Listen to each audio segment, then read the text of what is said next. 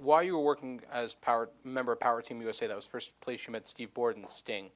What were your initial thoughts on him? Well, Power Team USA to begin with was it was the words on a piece of paper. Right. It wasn't anything more than that. It wasn't going any further than that. And that's probably is evidenced by the fact that neither Sting or I, during any interviews throughout the year, biographically, have we given any credit whatsoever to Rick Bassman, because the guy wasn't credible, and he didn't have his act together. And really what he did wasn't very positive. Right.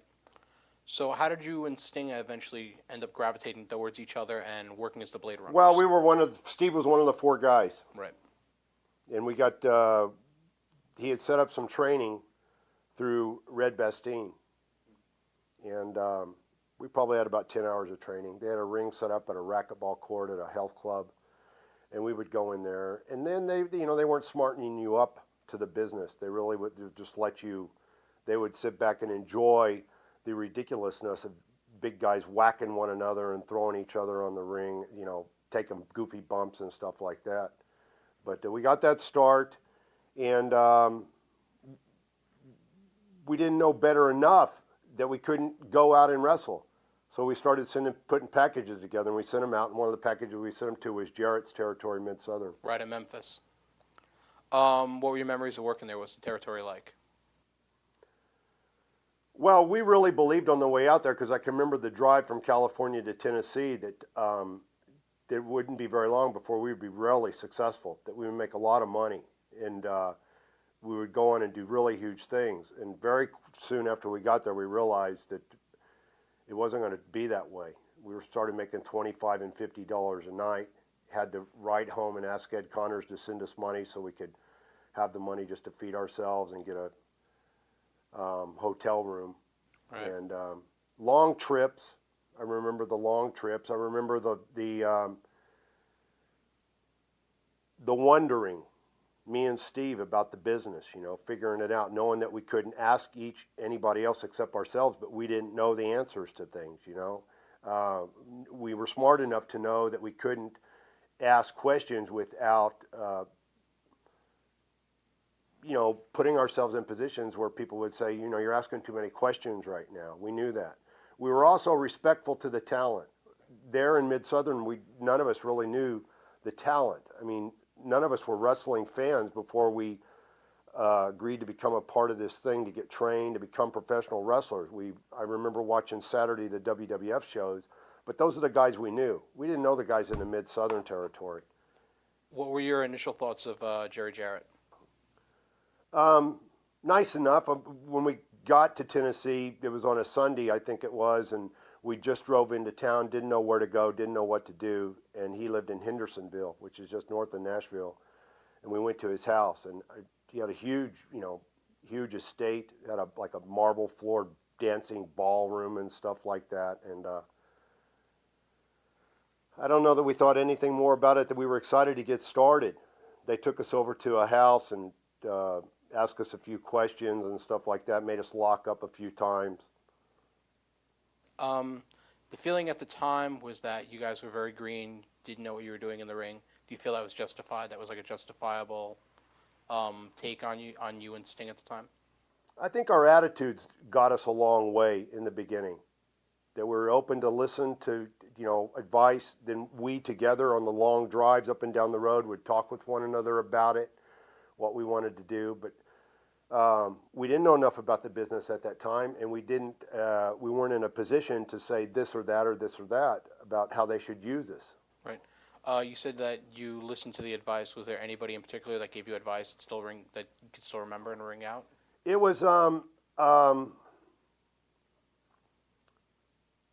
well, yeah. I mean, one of the funniest pieces of advice was this guy named Rip Morgan, who is a nephew of Jonathan Boyd and Luke. Well, they were the sheep herders, and then they became the bushwhackers.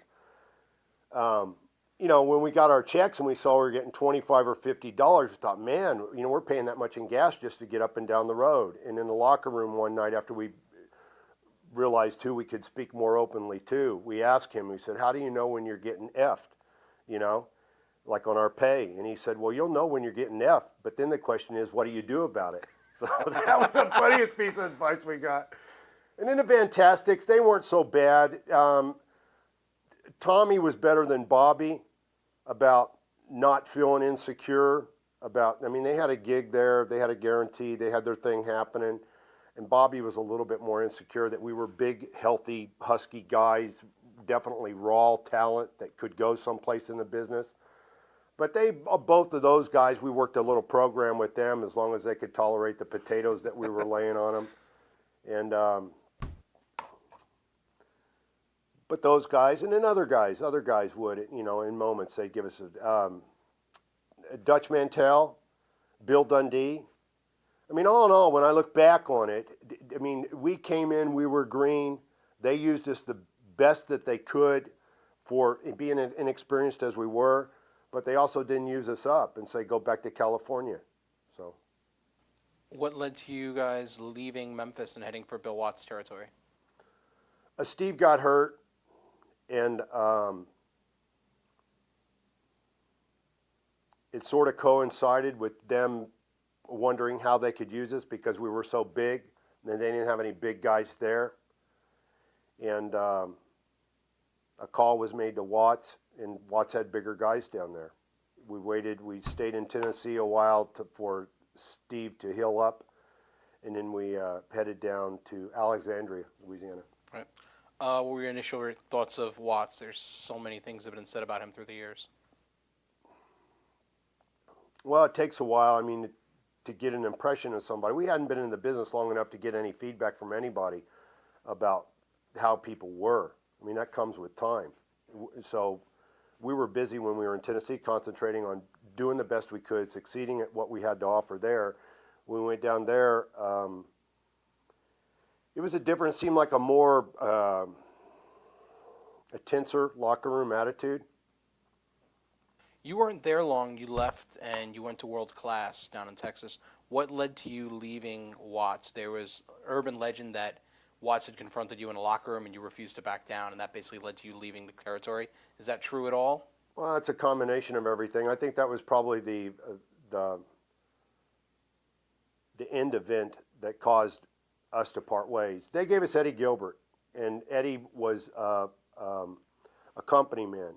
He believed in not ruffling any feathers and doing what they told you to do. And that was okay up to a certain point with me, but when it didn't make sense anymore, I didn't have the personality to take it. I didn't like to be handled that way. And Steve was more that he liked to be handled and have his hand held and taken into what to do. And there was one instance where we're in the locker room in Oklahoma City or Tulsa where Watts came back and ordered me to get down on all fours. He wanted to show me how to work a kick, he said, into the ribs. Well, I'd already heard the story that what he does is he gets the talent down into a disadvantageous position, and then he doesn't work the kick. He really throws it in and tries to break your ribs. And I told him that if he wanted me to go down on all fours, then he was going to have to put me down. And everybody in the locker room was really stunned. And then later, of course, after he had left, and didn't take me up on my challenge, Eddie chastised us that, you're not going to go very far in the business if you continue to do that. And Steve didn't speak up. And we sort of had a number of spoken agreements up and down the road, figuring out what we were going to do, that we were going to stand back to back in this business, that if we were going to do it, we were going to do it together as a team. And he didn't say anything. He sort of sided with Eddie in that. And we'd had some blowouts anyway because even starting in Tennessee, we were both power guys, but I was more of a power guy. And Steve was a great athlete, but he didn't have the working ability to utilize his athleticism yet, like he later came to be able to do. So the talent didn't want to take chances in him doing the more athletic stuff because he didn't know how to work yet. The power stuff was more precise. They knew that they were getting into. You pick a guy up over the head, you throw him, they know, that's the bump you take. And he got insecure a number of times because I was always the power guy. And at the time, he wasn't able to utilize his athleticism. So whenever they did the power stuff, they would always say for me to do it. Right. When you decided to leave, what was his reaction? I don't know. He was probably a little relieved, you know. Now he could have Eddie all to himself, and he could be one of the boys with the rest of the gang all by himself. And Were you upset when you left the territory and found out that Watts and Jim Ross, who was the commentator at the time, they were burying you as not as tough as Sting, and Sting stuck it out while you No. had disappeared? I never heard it. Never heard it. They No. actually did it on The the businesses TV. of work, that's what they do with everybody. Right. When you guys split up and you went your separate ways, was there ever a plan maybe down the line that you guys would get back together again and work together again, or is that was it? No, Time the to go on plan then was really just to survive. Right. I mean, there wasn't any plan about a reunion down the road, you know. Let's get the Blade Runners back together or anything. Right. Were you surprised Sting went on to become as big of a name as he did? Not surprised, but I wasn't. You know, at the time, I didn't give much thought to what he's going to do or how he's going to succeed in the business.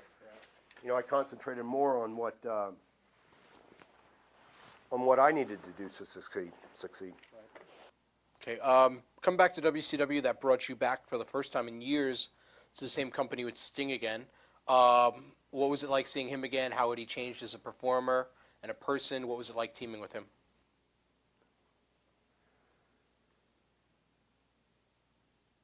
Well, we never had the opportunity to really sit down and talk, but he was cordial. Right. He was nice. He was gracious. You know, he was One time in the locker room, we had a chance to sit just for a few minutes together, and he was friendly, and he was you know, gracious and welcoming. That, you know, I was there and stuff like that. I mean, you know, that's a lot of years to go. He had experienced success and money and fame and everything himself. I mean, it does something to you, the way you process that stuff. You become a different person. The match that we worked in together got thrown together at the last minute, and it really didn't mean anything.